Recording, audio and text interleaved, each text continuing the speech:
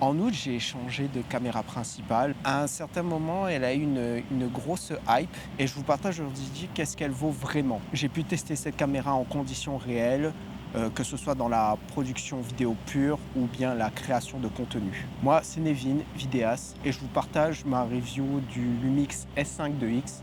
On va voir si cette caméra m'a convaincu ou si finalement elle m'a déçu. Petit rappel de où je pars dans la vidéo. La première caméra que j'avais, c'est un Canon 600D.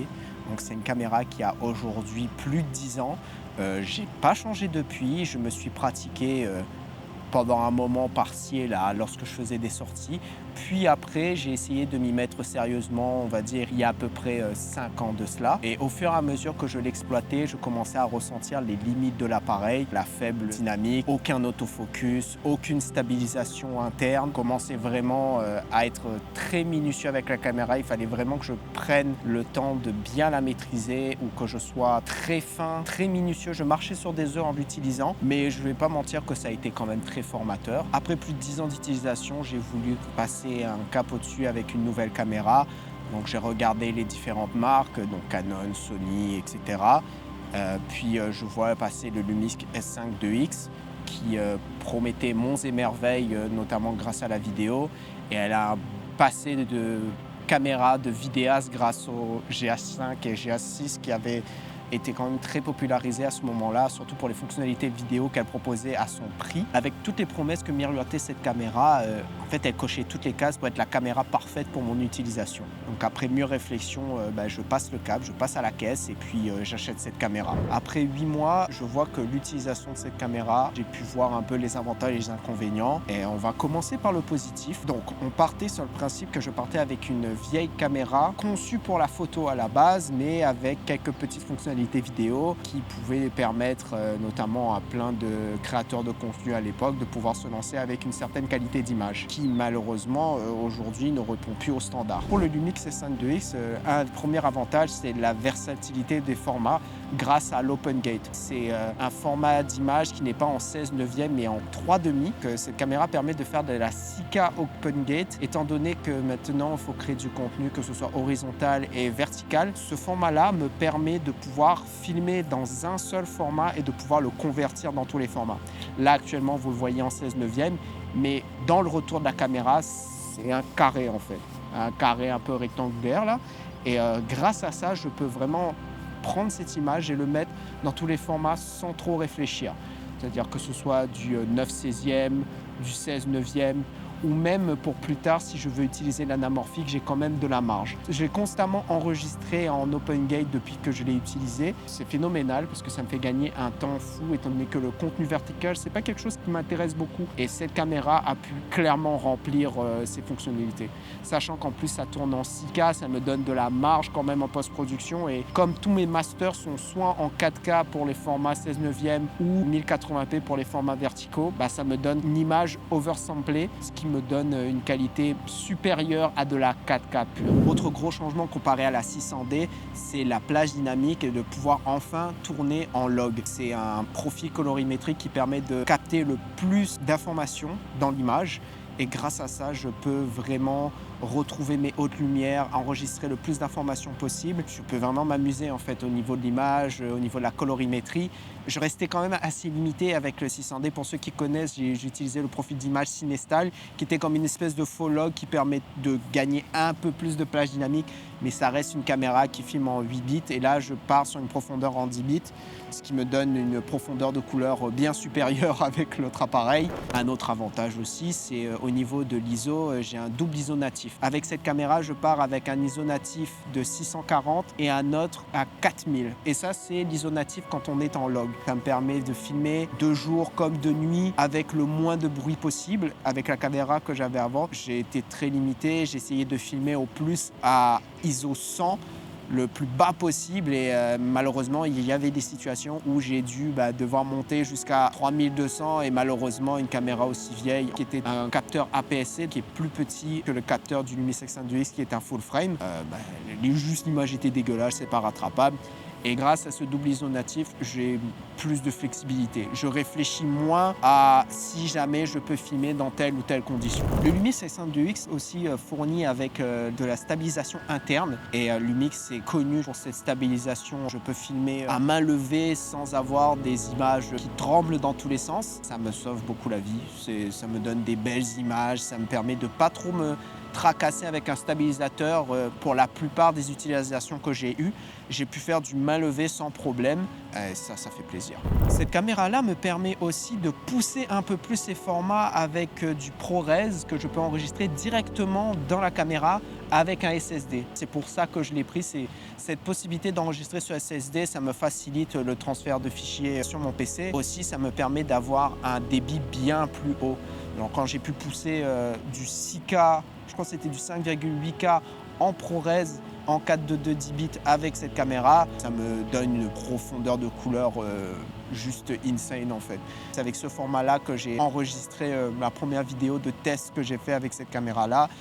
J'ai juste adoré jouer avec les couleurs. C'est un bonheur en fait d'avoir cette versatilité, c'est-à-dire que je peux enregistrer des fichiers qui sont un peu moins lourds comme ce que je fais là avec l'OpenGate qui me permet de tourner du contenu pour YouTube ou pour de la production vidéo avec une qualité plus que satisfaisante. Je suis assez flexible et j'ai quand même pas mal de place. En termes d'ergonomie, sur cette caméra, je peux par exemple mettre l'obturateur en option d'angle au lieu de mettre en exposition à mesure de photo.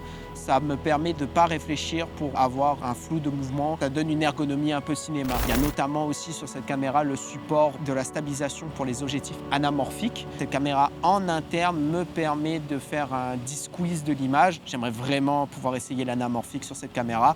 Je peux me permettre d'avoir une preview en interne de l'image, D-squeeze directement sur le petit moniteur. Donc j'ai pas besoin d'un moniteur externe pour pouvoir avoir la prévisualisation de l'image, comment elle va rendre en anamorphique. C'est toujours plus simple, ça me permet d'avoir quand même un setup très léger mais avec une image avec un caractère particulier. Ce serait le prochain objectif, c'est d'avoir une lentille anamorphique pour pouvoir tester quelque chose de bien sympa. Je sais qu'il y a Laowa, il me semble, qui avait sorti un objectif zoom anamorphique. Les lentilles sont manuelles. Après, j'ai quand même l'habitude, grâce au 600D, de filmer en manuel la plupart du temps.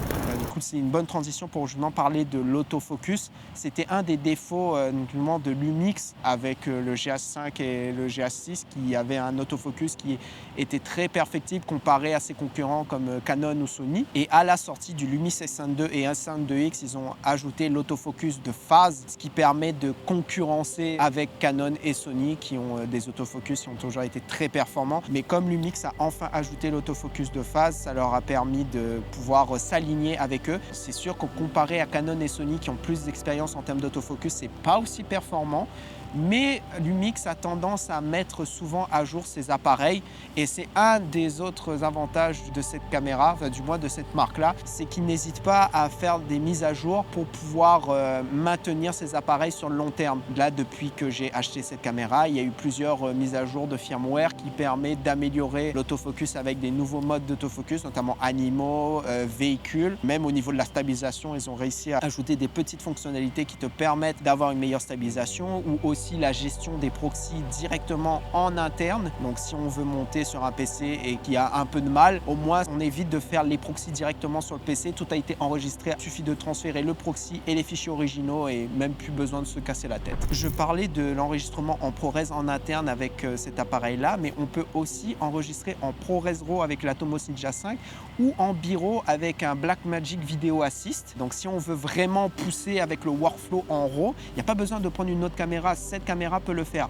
mais il faut noter quand même que c'est en externe. Donc il faut avoir un moniteur comme l'Atomos Ninja 5 pour le ProRes RAW si on veut monter avec Final Cut. Pour DaVinci Resolve, avec le bi-RAW, il faut un Blackmagic Video Assist. C'est vrai que ça aurait été sympa de l'avoir en interne, mais de pouvoir avoir ce genre de fonctionnalité-là sur un appareil aussi petit, moi je pense que tout est gagné en fait. Et là, le dernier avantage qui m'a conquis pour pouvoir acheter cet appareil-là, en fait, c'est juste le prix. L'appareil propose tellement de fonctionnalités pour un prix qui... Je vais donner le prix en dollars canadiens pour que vous ayez la référence. Donc, c'est à 2600 $ boîtier nu hors taxe, comparé à par exemple à une Sony FX3 qui est une référence de caméra ciné Sony dans ce gabarit qui est je crois à 5000 $ hors taxe. C'est impressionnant en fait de pouvoir avoir un appareil qui est 2 fois moins cher et qui propose autant de fonctionnalités orientées vidéo. En tout cas, si vous êtes orienté vidéo, cette caméra en termes de prix, ça vous donne énormément de choses. Vous passez avec de l'autofocus, de la stabilisation, du support anamorphique, du ProRes grâce au SSD. Vous pouvez avoir un workflow en RAW. Si vous voulez enregistrer en externe, c'est un bonheur en fait d'avoir tout ça dans un si petit prix. Et aussi la monture pour les objectifs, la monture L, ça agrandit de plus en plus de constructeurs commencent à rejoindre la monture L, ce qui donne une vaste gamme d'objectifs pour cet appareil-là. Donc là, je vous ai donné les louanges de cette caméra, mais il faut quand même noter les inconvénients parce que une caméra ne peut pas remplir tous les critères et sans défaut en fait. C'est ça qu'il faut retenir aussi. Il faut prendre une caméra qui prend en compte votre utilisation. Vous n'aurez jamais toutes les options que vous voulez sans défaut dans une caméra. Ça, c'est à noter. Pour cette caméra, je dirais qu'elle peut être un inconvénient à cause de son rolling shutter. Le truc avec cette caméra, c'est que si vous vous mettez à bouger très vite, vous allez sentir qu'il y aura une déformation parce que la vitesse de défilement n'est pas assez rapide pour suivre le mouvement lorsque vous panez de gauche à droite. Donc c'est quelque chose qu'il faut noter. Si vous avez besoin d'un rolling shutter qui ne soit pas trop marqué, malheureusement, il y a quand même un défaut à ce niveau-là. Donc c'est quelque chose à noter. En point d'amélioration, c'est au niveau de l'open gate. C'est super comme format, mais malheureusement, ça filme en termes de couleur à 4.2.0 mais pas en 4.2.2. Donc ça reste du 10 bits.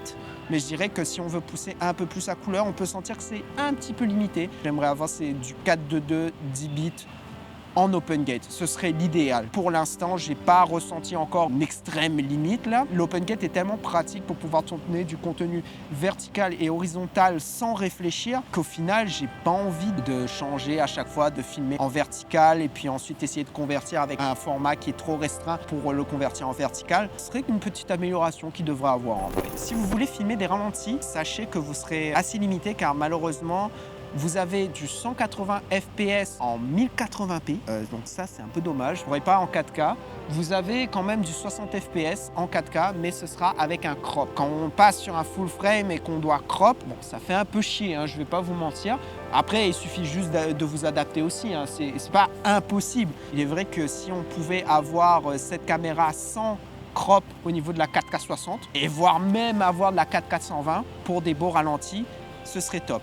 Je ne suis pas encore arrivé à un stade où j'ai besoin de faire du ralenti. Je filme toujours en 24 images constamment. Donc, je ne suis pas encore tombé dans une situation où je devais faire des ralentis. Mais si, par exemple, un contrat ou un projet m'amène à devoir faire des ralentis, il faudra que je passe à un boîtier qui me permette de faire des ralentis sans crop. Et dernier point d'amélioration, je dirais du RAW interne. Il propose du RAW en externe, mais c'est vrai que dans ce petit format, ça pourrait être vraiment top en fait. Comme ça, il n'y a pas à se casser la tête avec un moniteur. Là, on voit le Nikon Z6 III ou le Nikon Z8 qui peut faire du RAW interne avec le N-RAW. C'est quand même assez abusé si on aime avoir un workflow en RAW. J'ai pas encore été amené à tourner avec du RAW, mais par exemple pour des projets où j'ai besoin de mettre beaucoup de 3D, de VFX, d'avoir un workflow en RAW, c'est le top pour garder le plus de latitude possible et pouvoir intégrer la 3D de manière fluide. Mais c'est possible avec du log. Alors pour conclure, cette caméra me permet de ne pas réfléchir. Je peux pousser la créativité au maximum, notamment la colorimétrie. C'est quelque chose que j'aime beaucoup faire. Au niveau de mes prestations, je peux vraiment prétendre à faire des vidéos de qualité et même sur YouTube pour la conversion verticale, horizontale. C'est quelque chose qui est top. Pour moi, elle correspond à mes besoins, mais n'hésitez pas à me dire si jamais que vous en pensez de cette review. Est-ce que c'est une caméra qui pourrait vous intéresser ou si par exemple vous préférez une autre caméra, vous pouvez me le dire en commentaire. Qu'est-ce que vous recommanderez plus que cette caméra-là? Je serais ravi de voir ça. Je pense que ça va être ça. On va se laisser sur ce beau soleil-là. Je vous remercie d'avoir regardé jusqu'à la fin. Vous connaissez la chanson, like, partage, puis je vous laisse. Salut!